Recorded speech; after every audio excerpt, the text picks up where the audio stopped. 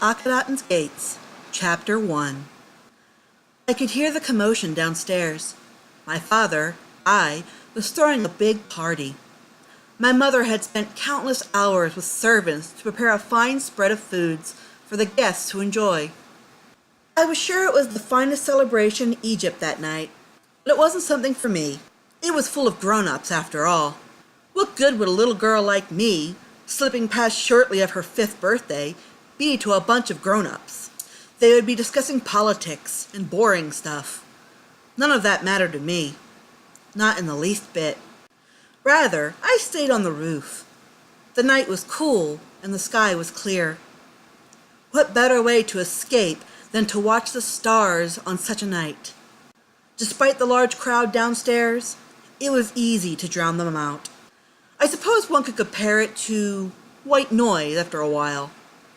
The jabbering fell upon numbed and deaf ears as I focused on the warm evening sky. Constellations were already a concept with the people of civilized Egypt. As I examined every fiery ball, I remembered what my father had told me of them. He was a nobleman, my father. He was wealthy, but not overly so. He didn't measure up to the courtiers and high-ranking officials of Luxor and its surrounding cities and villages, but he certainly ranked higher than the average man as an army general. It was enough to give us a comfortable life. My mother, my sister Leah, and myself. We were privileged, but not spoiled by any means. Like I said, comfortable. Ours was the most popular home just outside of the city housing the second great palace by the Delta in Memphis. I took a moment to pull myself from my stargazing to glance at my dress. We rarely wore clothing, but my father thought it would be cute to show us off as small adults. The dress was simple, white, light cotton, very transparent. Well, one could not blame his attempt. The jewelry he had tried to place on us had long since been removed from me. I saw no point. Everybody would be fussing over my parents, the food, other guests, and Leah. I was the youngest, after all. It was argued I rivaled my sister in her beauty. But what did that mean to me? It was as I was playing with the skirt that a shadow on the ground caught my attention. I squinted, unable to make it out. I wasn't worried, of course. We lived by the Nile River. It was very likely the shadow could have been any number of animals. It could have been a crocodile. It could have been a hippo. Perhaps. Perhaps a jackal. Or anything, really. I got up, scooting closer to the edge of the roof, peering over and down at the shadow. It didn't move like a crocodile. It moved more swiftly. It was too small to be a hippo. How curious. Truly, it struck my curiosity, just as I said. Perhaps, though, it was one of my father's guests. But why come outside alone? Wouldn't it have been better to come inside with the other guests? It was hanging around the area, so it didn't seem to be retreating, quote-unquote, home. Gasp! What if it was a burglar? But even that seemed outlandish, even for little me. Why would a burglar be that stupid as to stalk a house full of people? Sure, it was likely many of them would be impaired within a few hours. After all, my father bought some of the best beer he could get his hands on. But even then, so many people should have discouraged any questionable activity. It didn't seem to move. It was too obvious, so perhaps it was not a burglar after all. But then what was it? My curiosity was killing me now. I couldn't take it any more. I straightened my dress and made my way downstairs.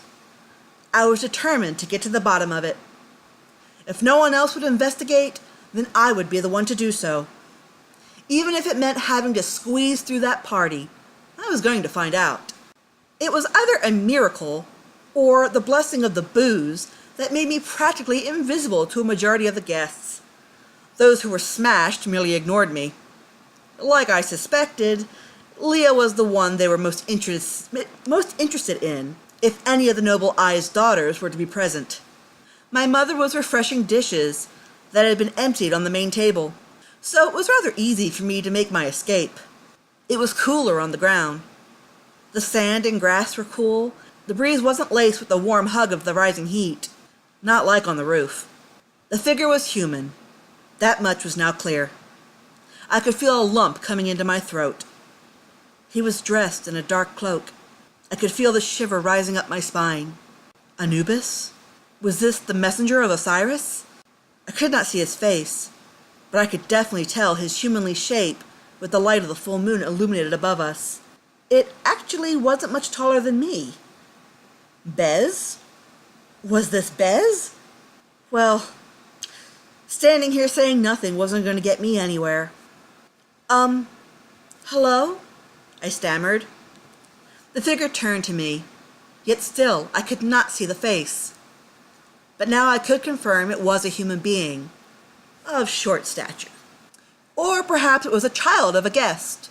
Would one of the guests have brought their children here to amuse Leah and myself? I'm sorry, but are you lost? No, came a shy, sweet little voice. Okay, so he wasn't lost, and he was likely from my father's party. Okay, so curiosity quenched. So I merely gave him a nod and turned to return to my place on the roof, away from it all. Wait, he called after me in a louder, but a still very gentle voice. Please, don't go. Sit by me, please. I smiled at him, perhaps a little nervously. He had no idea who I was. Or did he?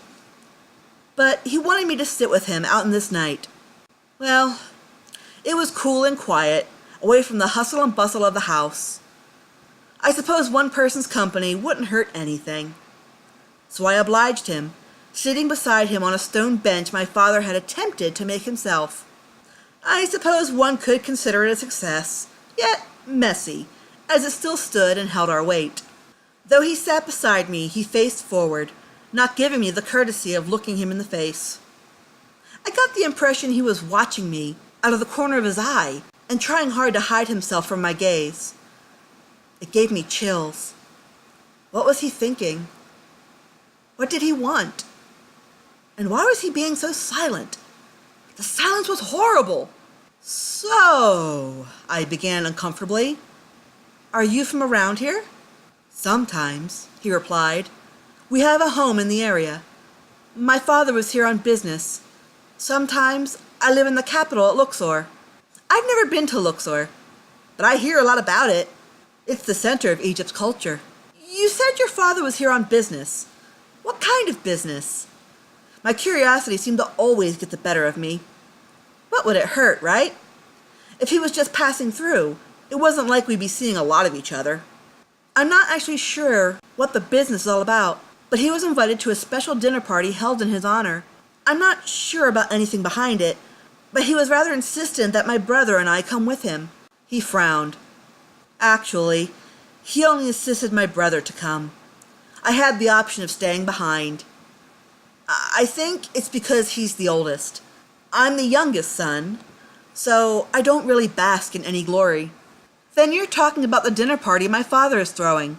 I thought it was strange for him to pull out all the stops. We've had gatherings before, but none so extravagant. I could only smile. I felt his pain. Being the youngest was a pain sometimes. I had a feeling it was something political. I've been trying to avoid attending all night. Everyone ignored me. I suppose I don't blame them. I'm not comfortable in crowds. I'm not really used to being left to my own devices. My father and I, it's not like my brother and him. I've always been closer to my mother. We need to form a country where the youngest gets the best, I joked. I was relieved when he let loose a soft chuckle. Okay, so I surely had made him smile, even if I couldn't see it. So, do you have a name? We all have names. Yeah. So, what's yours? He looked away. Well, further away. He let out a sigh, as if expecting the worst, as if he was dreading this part. My name is Amenhotep. Amenhotep is a nice name. He gave me a shrug. I guess. His voice was riddled with a depressed doubt. You don't like it? I'm not sure. It just doesn't feel like me. It's not my name. I'm afraid I don't understand, I confessed. This one, he was a strange one. He lowered his head. I'm not surprised. Nobody seems to. I will not hold it against you. Nobody understands me. I suppose I'm just the master of enigma. Why don't you try explaining it to me? I suggested. He placed a hand on his chest and announced in a meek voice, I am Amenhotep IV, son of Amenhotep III. It was then I gasped, falling backwards off the bench and onto the grass and sand. He jolted up, jabbering his worried blabber and apologies. I wasn't hurt. To think, though, that I had spent all this time talking to a prince of Egypt. I would have never placed him as a member of the royal family. He dressed like a nobleman's child, but nothing like I expected of a prince to dress. He seemed so modest and humble. Did princes act that way? And indeed, he was so sweet and not much older than myself. These were traits I would not expect of, well, a prince. A prince. Oh my. I shot to my knees. I didn't know, sire, I said in a voice that begged for forgiveness, and I prostrated myself before him. No, he muttered, stepping back and motioning for me not to be so formal. I thank you, but that's not necessary. But I am grateful, for it may be the only respect I'll ever get from the people of Egypt. What do you mean? I asked, sitting on my legs as I remained on my knees. I am the youngest. Yes, you've said that before. And like I said before, the youngest never receives any glory. With that, he sat back on the bench, bringing his knees to his chest to bundle himself in a ball. I stood and wiped the sand from my dress, and came around to sit beside him once more. But I couldn't help but stare. Are you seriously that cold? It's a beautiful night. He shook his head. Not really. I do get cold easily, but I don't feel that I could keep your company if I revealed myself. I don't mind you being a prince if you don't mind me being some little nobody, Amenhotep. I smiled and placed a hand on his shoulder. Try me. I'm not the average girl. I'm rather unpredictable. I don't know if something like that should make me nervous, he said in a tone that was not clear enough to decide if he was joking or serious. Perhaps both. His breathing became a little irregular and heavy. He was nervous, afraid. But simply of showing me who he was? I didn't get it. Wouldn't a prince be honored to reveal himself and receive praise as the son of the living Horus? He gave me a deciding nod and reached up to pull off his hood. He glanced at me nervously. One thing I could say for him was that he didn't look like anyone I'd ever seen before. He almost came across as a foreign individual, even reaching beyond the lands of the Middle Eastern deserts in Greece and Rome. His eyes were small and almond-shaped, almost into smooth slants of the people of the Asias, far beyond the reach of my people, and far beyond foreign to even us at that time. His face was long, with a narrow nose and exaggerated full lips, and within a few more moments he brought up the confidence to let the cloak drop from his shoulders. I feared to touch him, not for his royalty, but the fact that he looked so thin and fragile. I thought I would break him. He was certainly dressed as a nobleman's son. He wore ringlets about his neck and a kilt made of fine material. Apparently, His Majesty Amenhotep III felt the same about this occasion as my own father. The lean body seemed to be made up mostly of long arms and legs with digits that were spidery. I almost wondered if his sandals were the right size and how he kept his rings from falling off. But his skinny body gave way to a pear-shaped abdomen and a slight pot belly. His hips were shaped more like those of a little girl than a little boy. He was an awkward concoction of mismatched pieces. We stood there for several moments in silence. I could see his confidence dying a bit by bit, at the absence of my words. His proud stance faded into a slouch as he turned his head away in shame, pushing his youth lock back in a fidget. I'm not your average prince, am I? No, I replied honestly. He lowered his gaze further, shutting his eyes, almost as if to hold back the notion of any tears forming. He bent down to pick up his cloak. Such humiliation, and he would hide it once more. But before he could don it, I approached him and placed my hand on his shoulder, finding the bony shoulder and collarbones awkward to the touch. "I like it."